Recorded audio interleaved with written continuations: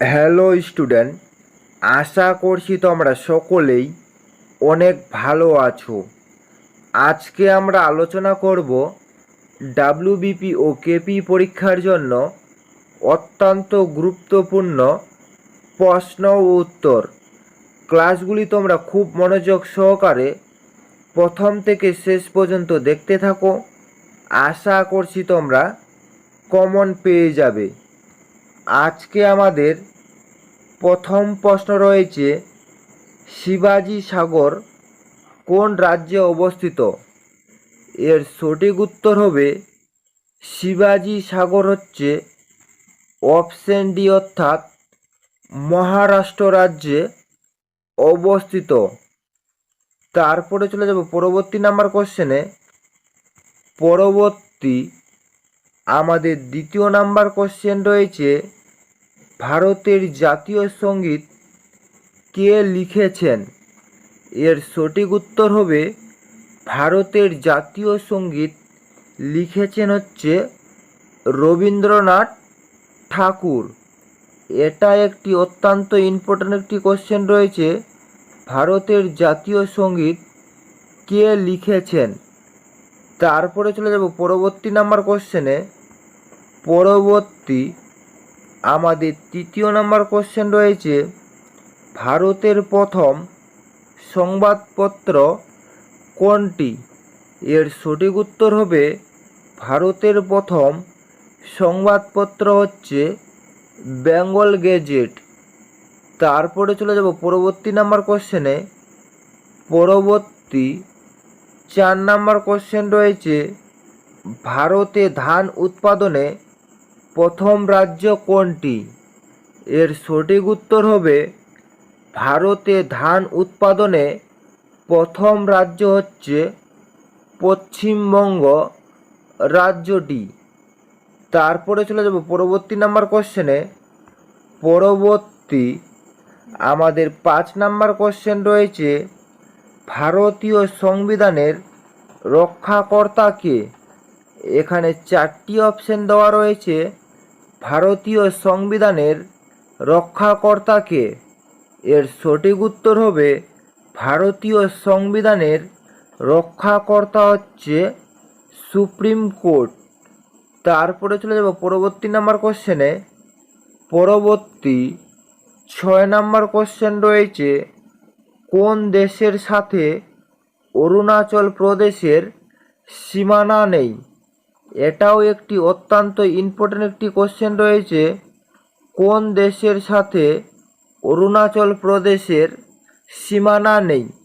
এর সঠিক উত্তর হবে অপশন এ অর্থাৎ বাংলাদেশের সাথে হচ্ছে অরুণাচল প্রদেশের কোনো সীমানা নেই। তারপরে চলে যাব পরবর্তী নাম্বার কোশ্চেনে। পরবর্তী আমাদের 7 নাম্বার কোশ্চেন রয়েছে, গান্ধীজির পুরো নাম কি? এর সঠিক উত্তর হবে গান্ধীজির পুরো নাম হচ্ছে মোহনদাস করমচাঁদ গান্ধী। তারপরে চলে যাব পরবর্তী নাম্বার কোশ্চেনে। পরবর্তী 8 নাম্বার কোশ্চেন রয়েছে, মানুষের পায়ে কয়টি হাড় থাকে? এর সঠিক উত্তর হবে মানুষের পায়ে হচ্ছে মোট 30টি হাড় থাকে। তারপরে চলে যাব পরবর্তী নাম্বার কোশ্চেনে। পরবর্তী আমাদের 9 নাম্বার কোশ্চেন রয়েছে, ভারতের দুধের বালতি বলা হয় কোন রাজ্যকে? এখানেও 4টি অপশন দেওয়া রয়েছে, ভারতের দুধের বালতি বলা হয় কোন রাজ্যকে? এর সঠিক উত্তর হবে অপশন সি অর্থাৎ পাঞ্জাব রাজ্যকে হচ্ছে ভারতের দুধের বালতি বলা হয়। তারপরে চলে যাব পরবর্তী নাম্বার কোশ্চেনে। পরবর্তী 10 নাম্বার কোশ্চেন রয়েছে, মহাভারতে কয়টি পর্ব আছে? এর সঠিক উত্তর হবে মহাভারতে হচ্ছে মোট 15টি পর্ব আছে। তারপরে চলে যাব পরবর্তী নাম্বার কোশ্চেনে। পরবর্তী 11 নাম্বার কোশ্চেন রয়েছে, মেঘালয় রাজ্যটি সৃষ্টি হয়েছে কোন রাজ্য থেকে? এর সঠিক উত্তর হবে মেঘালয় রাজ্যটি সৃষ্টি হয়েছে হচ্ছে আসাম রাজ্য থেকে। তারপরে চলে যাব পরবর্তী নাম্বার কোশ্চেনে।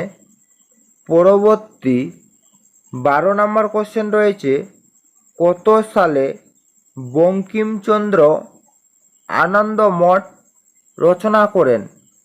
এটাও একটি অত্যন্ত ইম্পর্টেন্ট একটি কোশ্চেন রয়েছে, কত সালে বঙ্কিমচন্দ্র আনন্দ মঠ রচনা করেন? এর সঠিক উত্তর হবে বঙ্কিমচন্দ্র হচ্ছে আনন্দ মঠ রচনা করেন হচ্ছে 1882 সালে। তারপরে চলে যাব পরবর্তী নাম্বার কোশ্চেনে।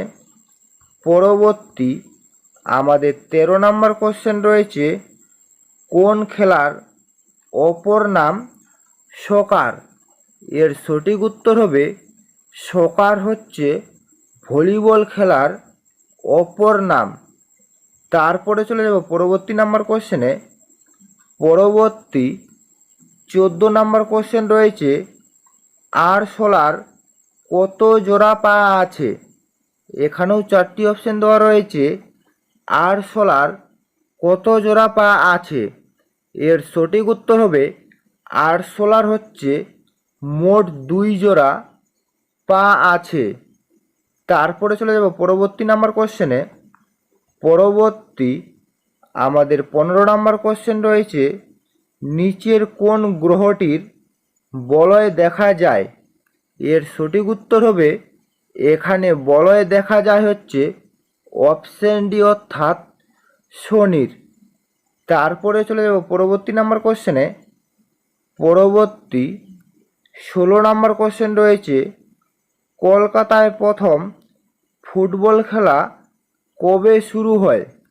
এর সঠিক উত্তর হবে কলকাতায় প্রথম ফুটবল খেলা শুরু হয় হচ্ছে 1874 সালে।